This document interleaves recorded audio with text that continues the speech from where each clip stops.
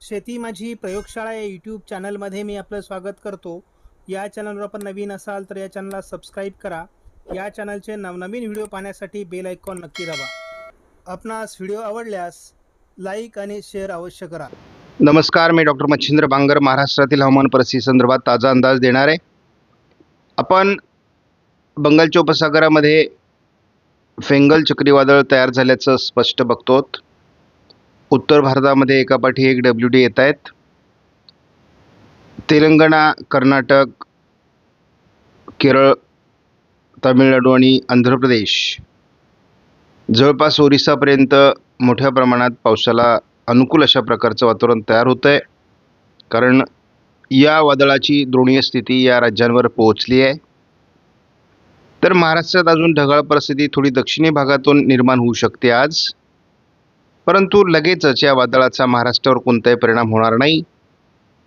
परंतु एकूणच बदलत्या वातावरणानुसार डिसेंबरच्या पहिल्या आठवड्यात तयार होणाऱ्या पावसाळी वातावरणाचा पण अंदाज या ठिकाणी घेणार आहोत. आता आपण बघतो की या वादळाची बाहेरची किनार ही साधारण कर्नाटक, तेलंगणा या काही राज्यांच्या भागावर केंद्रित झाली आहे. त्यामुळे सिंधुदुर्ग, सांगली, कोल्हापूर, सोलापूर, धाराशिव, लातूर आणि नांदेडच्या काही भागामध्ये, अगदी चंद्रपूर आणि गडचिरोलीमध्ये देखील ढगाळ परिस्थिती निर्माण झालेली आहे. काही ठिकाणी हलका शिडकावा देखील होऊ शकतो अशी परिस्थिती आहे. आपल्यासाठी सध्या महाराष्ट्रातील थंडी महत्त्वाची आहे. थंडीचा मोठा कहर महाराष्ट्रामध्ये निर्माण झालेला आहे. 10 अंशापर्यंत थंडी पोहोचते. त्यामुळे मराठवाडा, पश्चिम विदर्भ, मध्य महाराष्ट्र, उत्तर महाराष्ट्र, अगदी पश्चिम महाराष्ट्रापर्यंत या थंडीचा मोठा प्रभाव निर्माण झालेला आहे. उद्या देखील 29 तारखेला याचा प्रभाव कायम राहणार आहे.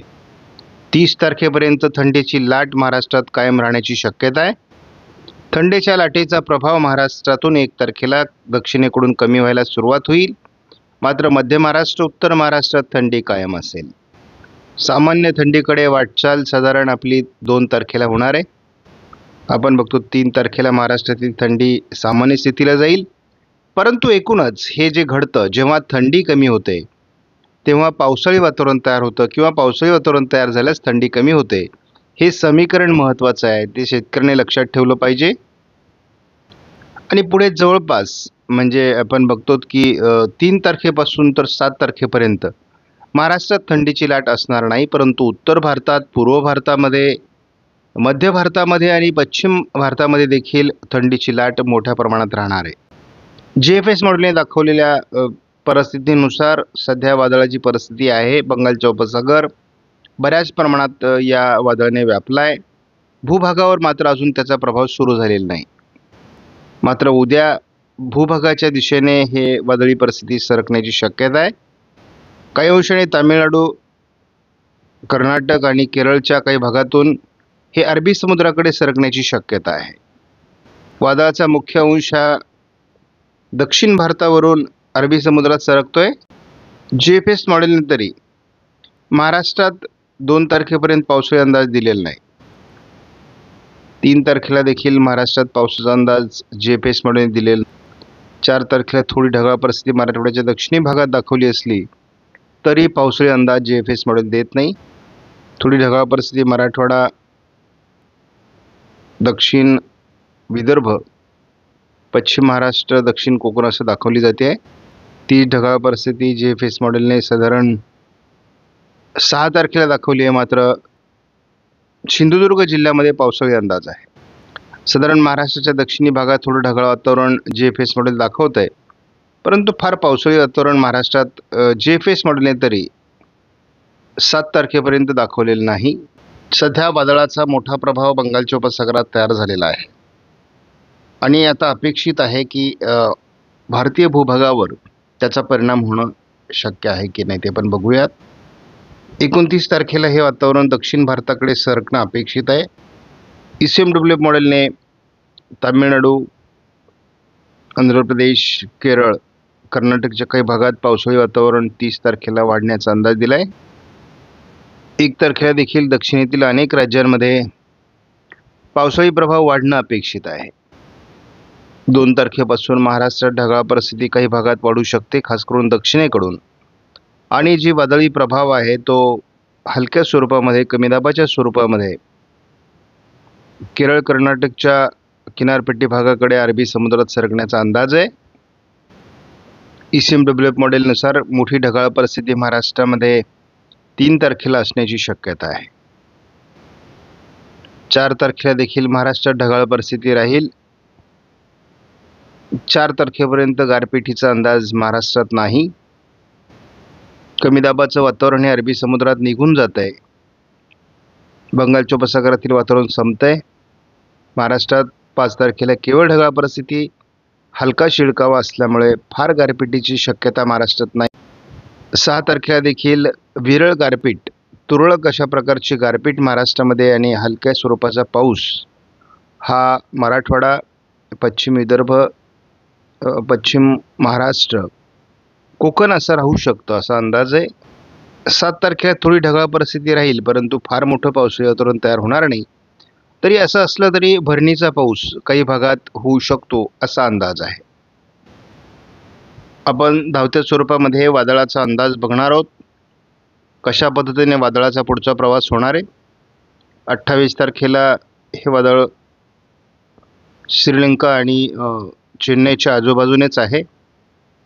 जरी बंगालचा उपसागर त्याने व्यापला असला तरी देखील तामिळनाडूच्या किनारपट्टी भागालाच ते धडकण्याचा अंदाज जो भारतीय हवामान खात्याने दिलेला आहे तो तसाच आहे. आपण 30 तारखेला बघतो की चेन्नईच्या दरम्यान साधारण त्याचा लँडफॉल होऊ शकतो आणि 1 तारखेला मग तामिळनाडू, केरळ, दक्षिण कर्नाटक भागातून हे अरबी समुद्रात सरकण्याचा अंदाज कायम आहे. अरबी समुद्रात सरकल्यानंतर साधारण 1 तारखेलाच त्याचा एक कमी दाब तयार होईल आणि या कमी दाबातून साधारण या कमी दाबाचा प्रवास हा अरबी समुद्रात विरुद्ध दिशेने होण्याची शक्यता आहे. त्याच दरम्यान विजयवाडाच्या दरम्यान एक कमी दाबाचं क्षेत्र असेल जे भारतीय भूभागावर सरकेल. त्याचा फार प्रभाव जरी नसला तरी त्याच्या प्रभावाने महाराष्ट्रात पावसाळी वातावरण तयार होईल असा अंदाज आहे. त्यामुळे या वादळाचा किंवा कमी दाबाचा महाराष्ट्रावर फार परिणाम होईल असं वाटत नाही. साधारण 1 तारखेपर्यंत आपण बघतो की बंगालच्या उपसागरातून ही वादळी सिस्टम भारतीय भूभागाकडे सरकण्याची प्रक्रिया सुरू होईल. पुढे जवळपास 7 तारखेपर्यंत आपण महाराष्ट्रात बघतो की मोठी ढगाळ परिस्थिती, विरळ पाऊस, तुरळक गारपीट असं वातावरण राहणार आहे. त्यामुळे महाराष्ट्रात फार पाऊस होईल असं नाही. एक भरणीचा पाऊस काही विभागात होऊ शकतो. तुरळक एखाद दुसऱ्या ठिकाणी अपवादात्मक गारपिटीची शक्यता आहे, फार गारपिटीची शक्यता नाही. पण 1 तारखेपर्यंत काही पावसाळी फार वातावरण महाराष्ट्रामध्ये नाही.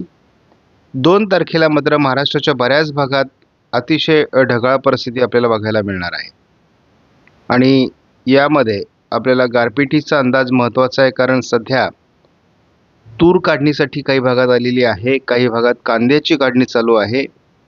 द्राक्ष बागायतदारांना हा पाऊस तसा मारक असतो. त्यामुळे सगळा अंदाज लक्षात घेता आपण हा अंदाज बारकाईने बघितला पाहिजे. लातूर, सोलापूर आणि सांगली भागामध्ये भरणीचा पाऊस होण्याची शक्यता आहे. जेव्हा ईशान्य मान्सूनच्या वातावरणाने पावसाचं वातावरण तयार होतं तेव्हा केवळ पाऊस होतो, गारपीट होत नाही. 3 तारखेला तसं केवळ ढगाळ वातावरणच आहे. 4 तारखेलाही ढगाळ वातावरण आहे, परंतु एक कमी दाबाचं क्षेत्र लातूर, नांदेडच्या भागात प्रवेश करत असल्यामुळे थोडं पावसाळी वातावरण महाराष्ट्रात निर्माण होऊ शकतं. परंतु एकूणच आपण जर महाराष्ट्रात नजर टाकली तर फार मोठ्या पावसाचं वातावरण महाराष्ट्रामध्ये सध्या नाही. आपण 5 तारीख आपल्यासाठी थोडी महत्त्वाची आहे, कारण 5 तारखेला काही ठिकाणी पावसाळी वातावरण तयार होतं आहे, परंतु फार मोठा पाऊस महाराष्ट्रात या दरम्यान पडणार नाही. काही भागात भरणीपुरता पाऊस होईल असा अंदाज आहे. गेल्या वर्षी देखील या काळात आपल्याला महाराष्ट्रामध्ये पाऊस होताना दिसला होता. याही वर्षी हे वातावरण तयार होतं आहे, परंतु सर्वात शेतकऱ्यांच्या दृष्टीने डोकेदुखी म्हणजे गारपीट असते. तर या दरम्यान गारपीट होईल का? तर आपण काल नाशिक आणि या भागामध्ये गारपिटीचा अंदाज दिला होता. आज मात्र त्या ठिकाणी फार गारपिटीचा अंदाज दिला जात नाही आहे. परंतु उत्तर महाराष्ट्र आणि परिसरामध्ये थोडं गारपिटीचं वातावरण काही तुरळक भागात तयार होऊ शकतं. या पलीकडे पावसाचा पण फार मोठा अंदाज नाही. परंतु महाराष्ट्रामध्ये साधारण 3-4 तारखेपासून तर 7 तारखेच्या दरम्यान विरळ पाऊस, ढगाळ परिस्थिती, तुरळक गारपीट असं वातावरण राहू शकतं, असाच अंदाज आहे. आपणास व्हिडिओमधील माहिती महत्त्वपूर्ण वाटल्यास लाईक करा, शेअर करा, चॅनलला सबस्क्राईब करा. धन्यवाद. जय हिंद, जय महाराष्ट्र, जय बळीराजा.